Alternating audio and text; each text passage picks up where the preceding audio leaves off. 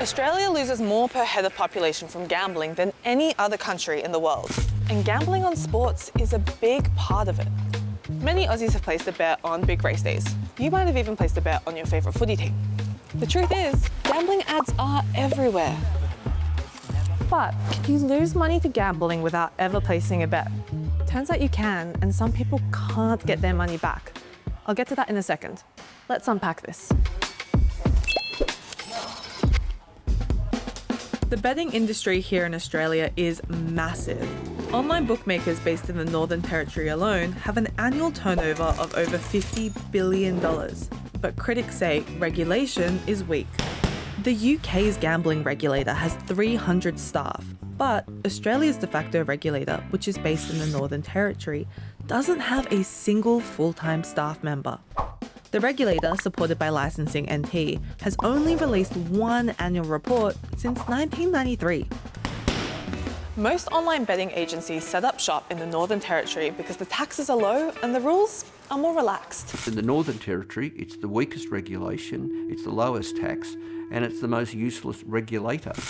The NT does have a racing and wagering commission which has 6 part-time commissioners. Alastair Shields has been leading it for the last 7 years, on top of having several other roles. Earlier this year, Shields admitted to the ABC that he's accepted hospitality from bookmakers. I have in the past attended the Darwin Cup as a guest. Of bookmakers? Yes. Like other commissioners, Mr. Shields also owns shares in racehorses while being a member of the board, which is legal. But critics say it shows they're too close to the industry.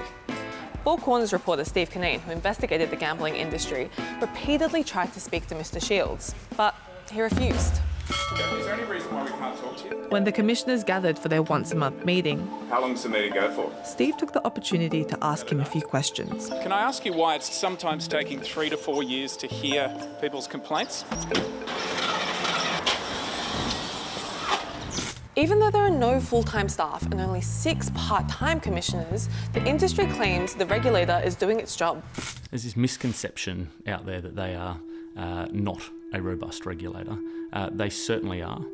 They certainly have strong consumer protections and a strong understanding of the online environment in which we operate. Critics say consumer protections don't go far enough, and that conflicts of interest also exist within betting companies themselves. For example, MintBet director and shareholder Casey McCutcheon is also the risk and compliance officer at that same company. That means he's in charge of doing due diligence for big spending customers, whilst also profiting from them. You're the risk and compliance manager, aren't you, with MintBet? Doesn't that mean you should have checked whether he could have gambled that amount of money? Is there a conflict of interest being the risk and compliance manager? Remember when I said that you could lose money to gambling without ever placing a bet? That's because current laws allow gambling companies to keep proceeds of crime. So if someone stole or embezzled your money and gambled it all away, even if that person goes to jail, the companies still get to keep the money. That's exactly what happened to Nick and Amy Mazza, who trusted a licensed financial advisor with their life savings. Their advisor, Anthony Del Vecchio, then gambled away $250,000 of the couple's money. I was just completely shocked. I couldn't speak, I couldn't do anything. Del Vecchio is being targeted by betting companies' VIP programs. That's when someone from an online bookmaker keeps in very close contact with big spenders and offers them inducements to keep gambling, such as bonus bets or free tickets to sporting events. It often means gamblers lose more. Overall, Del Vecchio stole and then lost $4.5 million from clients and family members. Del Vecchio was sentenced to 7.5 years in jail. Meanwhile, the gambling companies got to keep the money because they aren't legally required to return it. It means Del Vecchio's victims are still left out of pocket. No other industry would be able to keep proceeds of crime, so why are they allowed to keep it? It's not their money, and I sure didn't authorise them to have it. So I want it back. There has been a push to try and change this. Independent Andrew Wilkie has repeatedly tried to bring legislation to Parliament that would force betting agencies to hand back stolen money. Each time it's been rejected. The fact that at the federal level 3 times the government and the opposition have failed to act suggests to me, well, I think it proves to me, that they continue to run a protection racket for the gambling industry. Labor MP Peter Murphy also pushed for change. Months before she died, she handed down a blueprint on how to tackle gambling harm with 31 recommendations. 2 years on, the Albanese government is yet to respond.